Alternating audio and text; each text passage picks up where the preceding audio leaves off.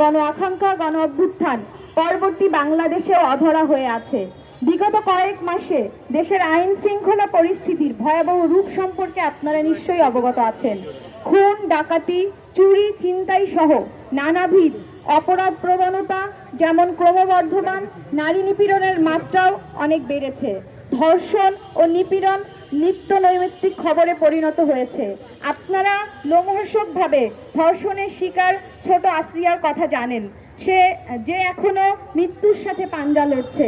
ধর্ষণ ও শারীরিক নিপীড়নের পাশাপাশি পথে ঘাটে, সাইবার স্পেসে শারীরিক মানসিক হেনস্থা, ক্যাটকলিং, ইপটিজিং এর মতো ঘটনা দেশ জুড়ে নারীদের জন্য এক অসহনীয় ও অনিরাপদ পরিবেশ সৃষ্টি করেছে। অন্তর্বর্তীকালীন সরকারের স্বরাষ্ট্র উপদেষ্টা জাহাঙ্গীর আলম দায়িত্ব নেয়ার পর থেকে এখন অবধি জনগণের নিরাপত্তা দিতে সম্পূর্ণরূপে ব্যর্থ হয়েছেন।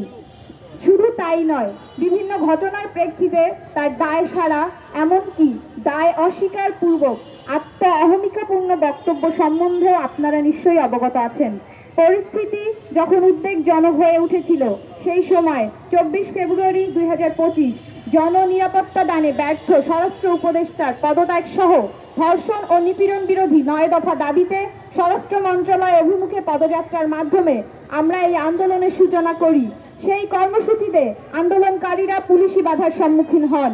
পরিস্থিতি থেকে উত্তরণের কোনো দৃশ্যমান পদক্ষেপ পরিলক্ষিত না হওয়ায় জনজমিনে ব্যাপক ক্ষোভের সৃষ্টি হয় এবং সারা দেশে ধর্ষণ, নারী নিপীড়নের বিচার ও স্বরাষ্ট্র উপদেষ্টার পদত্যাগ সহ জননিরাপত্তার দাবিতে বিভিন্ন দাবিতে আন্দোলন সংগঠিত হতে থাকে। আইন শৃঙ্খলা পরিস্থিতিতে স্বাভাবিকীকরণের স্বরাষ্ট্র উপদেষ্টার ব্যর্থতা, ধর্ষক, নিপীড়ক সহ অপরাধীরা আশকারা পেয়ে ভয়হীনভাবে অপরাধের রাজত্ব কায়েম করছে। ধর্ষণ ও নারী নিপীড়নের বিরুদ্ধে একাধিক গণ আন্দোলন সংঘটিত হওয়ার পরেও আজ বাংলাদেশে আজও এই সংকট বৃহৎ পরিসরে বিদ্যমান। বর্তমানে দেশের আইনি ও বিচারিক কাঠামো ধর্ষণ ও নিপীড়নের হাত থেকে নাগরিকদের নিরাপত্তা দিতে ব্যর্থ। উপনিবেশিক আমলের আইন সংস্কার করে ধর্ষণের সংজ্ঞা পরিবর্তন, ভুক্তভোগী ও সাক্ষীর নিরাপত্তা প্রদানের বিধান সংযোজন সহ নানাবিধ স্থায়ী সংস্কার প্রয়োজন। শিক্ষা প্রতিষ্ঠান সহ কর্মস্থলে আজও নিপীড়ন বিরোধী সেল আজও অকার্যকর। তাই এই সংকট থেকে উত্তরণের জন্য প্রয়োজন স্থায়ী আইনি ও কাঠামোগত সংস্কার, বিচারহীনতার সংস্কৃতি দূরীকরণ ও সামাজিক রাজনৈতিক পরিসরে সাম্যের ধারণার সুস্পষ্ট বাস্তবায়ন। কাঙ্ক্ষিত স্থায়ী সংস্কার ও ধর্ষণ নিপীড়নের সংস্কৃতি থেকে জনগণের মুক্তির লক্ষ্যে ধর্ষণ ও নিপীড়নের বিরুদ্ধে বাংলাদেশ 9 দফা দাবি উত্থাপন করেছে। এই 9 দফা দাবিতে নানাবিধ সংস্কারের ক্ষেত্রে আমরা অংশীজনদের অংশগ্রহণকে গুরুত্বের সাথে বিবেচনা করছি। আমরা প্রত্যাশা করি শত শত মানুষের শহীদী আত্মদানের উপর দাঁড়িয়ে থাকা অন্তর্বর্তীকালীন সরকার আমাদের উত্থাপিত 9 দফা দাবির পর্যালোচনা সাপেক্ষে সংশ্লিষ্ট সকল অংশীজনকে সাথে নিয়ে বাংলাদেশের নাগরিকদের নিরাপত্তা বিধানে সুস্পষ্ট কার্যকরী পদক্ষেপ গ্রহণ করবে।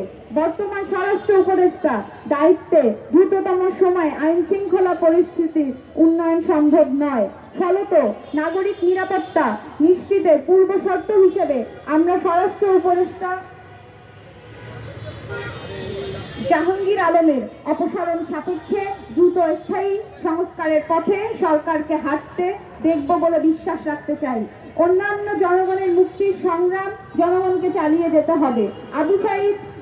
শহীদ আবু সাইদ, শহীদ জিয়াগব, শহীদ ওয়াসিম নাসিফার রক্ত বৃথা যেতে পারে না। বন্ধুগণ, আমরা অবাক হয়ে দেখলাম গত 11 মাস ধর্ষণ ও নিপীড়নের বিরুদ্ধে বাংলাদেশ প্ল্যাটফর্মের উদ্যোগে 9 দফা দাবিতে পদযাত্রা ও প্রধান উপদেষ্টা বরাবর স্মারকলিপি প্রদানের শান্তিপূর্ণ কর্মসূচিতে পুলিশ প্রথমে হামলা করেছে।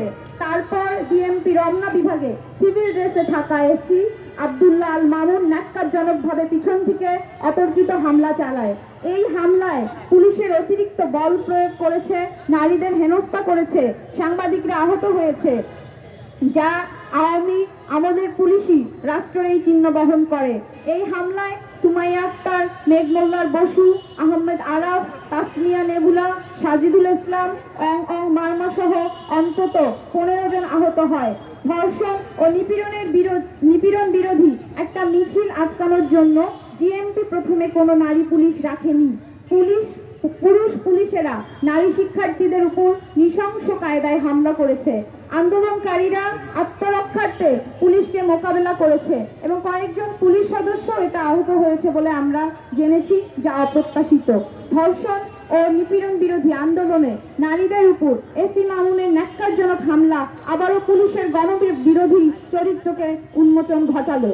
ধর্ষক, নিপীড়ক, খুনিদের ঠেকাতে ব্যর্থ পুলিশ বাহিনী গণমানুষের ক্ষোভের বিচ্ছুরণ ঠেকাতে নিয়মতান্ত্রিক আন্দোলনে বল প্রয়োগ করছে। এই হামলার দায় পুলিশ প্রশাসন, স্বরাষ্ট্র উপদেষ্টাকে নিতে হবে।